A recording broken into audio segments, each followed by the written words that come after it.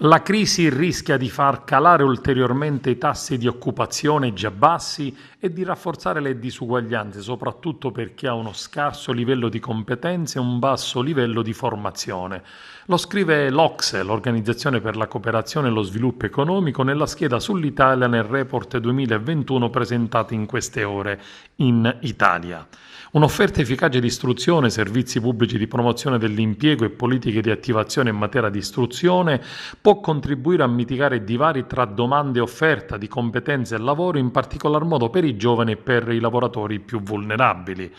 La priorità essenziale per favorire la ripresa dell'Italia, dice sempre l'OCSE, è rappresentata dalla promozione dell'efficienza della pubblica amministrazione nell'ottica di migliorare la gestione degli investimenti pubblici e rendere più efficace l'assegnazione e il coordinamento dei compiti di attuazione delle varie politiche tra i diversi livelli di governo. Sono tutti passaggi importanti per un efficace riutilizzo dei fondi del recovery e per la piena realizzazione delle riforme strutturali.